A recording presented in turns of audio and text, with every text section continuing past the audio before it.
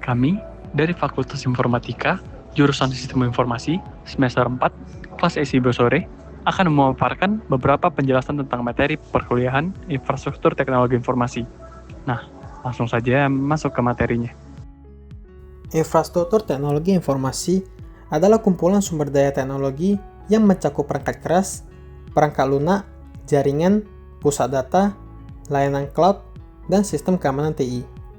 Infrastruktur ini menjadi fondasi utama dalam mendukung operasional dan strategi bisnis organisasi secara efektif dan efisien. Komponen utama dari infrastruktur TI meliputi yang pertama ada perangkat keras, seperti server, komputer, penyimpanan, dan perangkat jaringan. Yang kedua ada perangkat lunak, mencakup sistem operasi seperti Windows, Linux, macOS, dan ada juga middleware yang berfungsi untuk menghubungkan OS dan aplikasi. Serta aplikasi manajemen TI yang berfungsi untuk mengontrol jaringan dan server. Yang ketiga ada jaringan, berfungsi untuk menghubungkan berbagai perangkat dan sistem melalui LAN, WAN, VPN, dan internet. Yang keempat ada data center, tempat pengelolaan lokasi fisik dan virtual sumber daya TI. Yang kelima ada cloud computing, layanan virtual berbasis internet seperti IaaS, PaaS, dan SaaS. Yang keenam adalah keamanan TI, berfungsi untuk melindungi sistem dari ancaman cyber dan menjamin ketersediaan data. Berikutnya, mengenai model infrastruktur.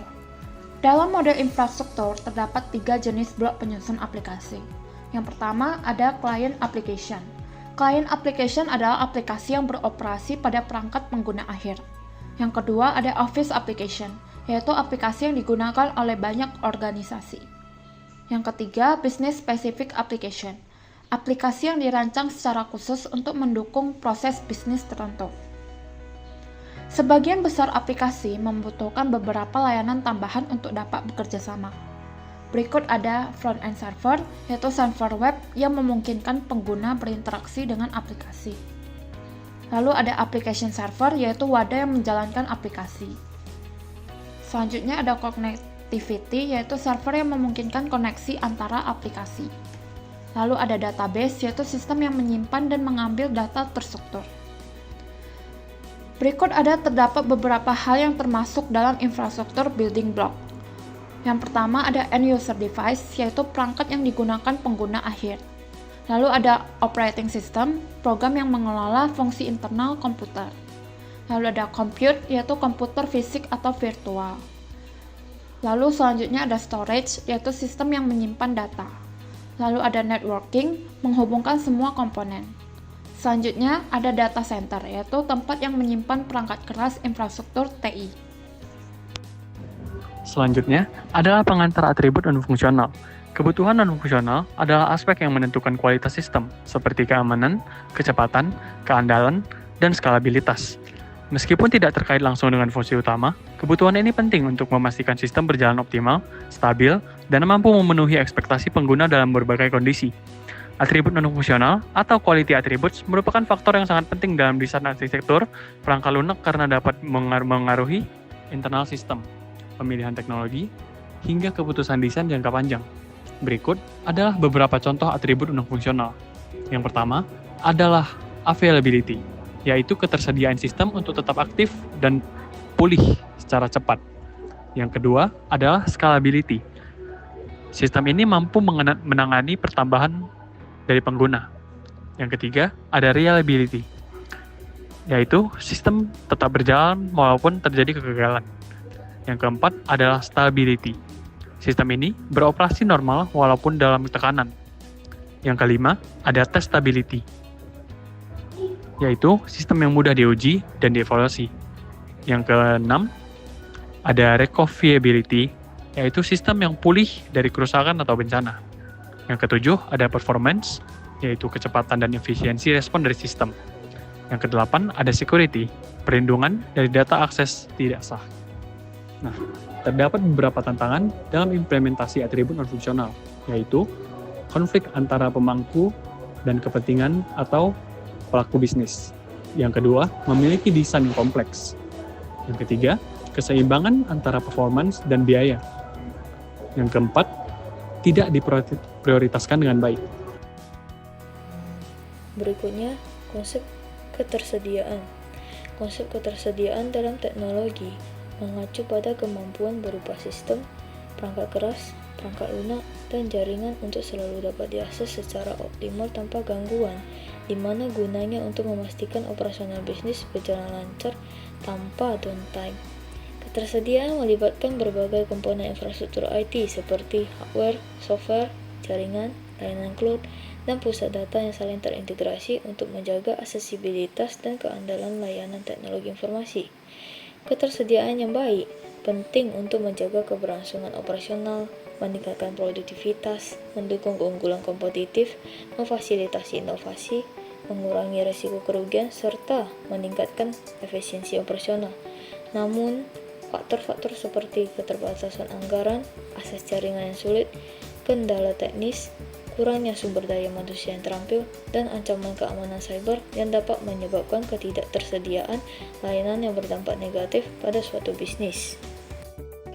Selanjutnya kita akan membahas mengenai konsep kinerja. Konsep kinerja dalam infrastruktur teknologi informasi berfokus pada efektivitas dan efisiensi sistem dalam mendukung tujuan bisnis organisasi, termasuk pengelolaan data yang optimal, kecepatan pemrosesan, dan kurangnya downtime.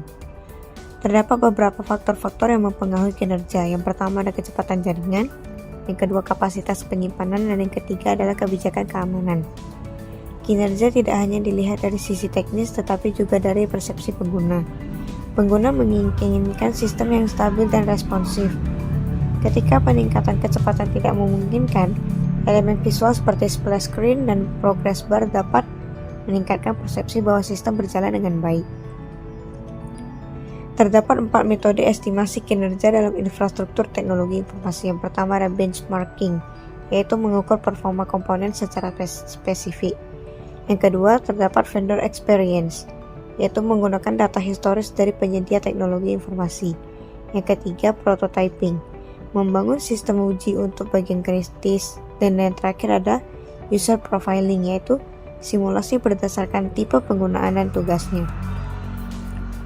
Untuk meningkatkan kinerja, ada beberapa teknik yang dapat digunakan, yaitu yang pertama ada optimasi query dan pengaturan indeks pada database. Yang kedua, manajemen memori dan penggunaan multithreading. Yang ketiga ada caching dan operational data store atau ODS. Yang keempat ada skalabilitas untuk menyesuaikan beban kerja yang berubah. Dan yang kelima adalah loading balancing untuk distribusi beban secara merata. Jika tidak dikelola dengan baik, infrastruktur teknologi informasi yang lemah dapat mengakibatkan turunnya produktivitas, kerugian finansial, dan menurunnya kepercayaan pelanggan. Selanjutnya mengenai konsep keamanan. Keamanan dalam teknologi adalah upaya melindungi sistem, jaringan, dan data dari ancaman cyber yang mengganggu kerahasiaan, integritas, dan ketersediaan informasi. Konsep dasarnya meliputi model Tritunggal Keamanan atau CIA Triad yang menjaga kerahasiaan, integritas, dan ketersediaan data. Pendekatan holistik yang mengintegrasikan teknologi, sumber daya manusia, dan proses bisnis serta keamanan berlapis yang menggunakan berbagai lapisan proteksi, mulai dari fisik hingga aplikasi. Komponen utama keamanan meliputi firewall, sistem deteksi dan pencegahan intrusi IDS atau IPS, VPN, enkripsi data, keamanan fisik, jaringan data, dan sumber daya manusia. Keamanan infrastruktur teknologi sangat penting untuk melindungi data dan sistem dari serangan cyber, menjamin keandalan layanan, membangun kepercayaan pelanggan, mematuhi regulasi, dan menghadapi ancaman keamanan yang terus berkembang. Infrastruktur yang aman juga memastikan kelangsungan operasional bisnis tanpa gangguan, mengurangi risiko kerugian akibat downtime atau kebocoran data, serta menjaga reputasi perusahaan. Pusat data adalah fasilitas untuk menyimpan aplikasi dan data penting organisasi yang memiliki sistem kelistrikan, jaringan, keamanan, dan pendinginan serta harus memenuhi standar TIA 942. Pusat data dibagi menjadi beberapa kategori, yaitu yang pertama adalah SER, Sub-Equipment Room, berfungsi untuk mendistribusikan jaringan ke area lokal. Yang kedua adalah MER, Main Equipment Room, pusat jaringan gedung atau cabang yang berfungsi untuk menghubungkan ke data center utama. Yang ketiga adalah data center milik organisasi, dimiliki dan dikelola internal oleh organisasi dengan kontrol penuh. Yang keempat adalah data center multi-tenant, dikelola pihak ketiga, digunakan bersama oleh banyak organisasi. Terdapat pemilihan lokasi data center yaitu bebas bencana alam, dekat pengguna dan terhubung jaringan, akses listrik dan air stabil, aman secara sosial dan politik. Selanjutnya, terdapat beberapa infrastruktur fisik pusat data, yaitu yang pertama, reservoir, adalah lantai berongga untuk alur kabel dan distribusi udara dingin. Yang kedua, ada sistem pendinginan, untuk menjaga suhu perangkat agar tetap stabil dan tidak overheat. Yang ketiga, sistem keamanan, kontrol akses, biometrik, dan CCTV untuk perlindungan fisik. Yang keempat, ada sistem kebakaran, ada pendeteksi asap dan pemadam gas agar aman bagi perangkat elektronik. Yang kelima, ada sistem kelistrikan, jalur listrik terstruktur dengan cadangan seperti UPS untuk menjaga pasokan daya tetap stabil. Nah, perangkat LAN memiliki fungsi untuk menyusun dan menata perangkat IT seperti server, switch, dan kabel. Dari rak tersebut, terdapat beberapa jenis, yaitu seperti open rack untuk perangkat jaringan untuk switch atau router. Nah, yang kedua, ada closed rack untuk server, monitor, dan perangkat berat lainnya. Penempatan rak sendiri adalah untuk memastikan sirkulasi udara baik, udara dingin yang masuk dari depan, dan udara panas yang keluar dari belakang. Pusat data sendiri memiliki 4 peringkat tier. Tier yang pertama memiliki uptime sebesar 99,671% dengan downtime per tahun kurang lebih sebesar 28,8 jam. Memiliki ciri utama sistem paling dasar, tidak ada cadangan, dan shutdown saat melakukan maintenance. Tier yang kedua memiliki uptime sebesar 99,749% yang memiliki downtime sebesar kurang lebih 22 jam dengan ciri utama adanya cadangan UPS, genset, atau distribusinya masih tunggal. Nah, tier yang ketiga memiliki uptime 99,982% yang kurang lebih downtime per tahunnya sebesar 1,6 jam. Yang memiliki ciri utama 2 patch, maintenance tanpa gangguan, dan komponennya redundant. Tier yang keempat memiliki uptime sebesar 99,995% dengan downtime per tahunnya sebesar 26,3 menit. Yang memiliki ciri utama full fault atau toleran dan semua sistem ganda aktif, yang dimana sistem plus sistem. Terima kasih.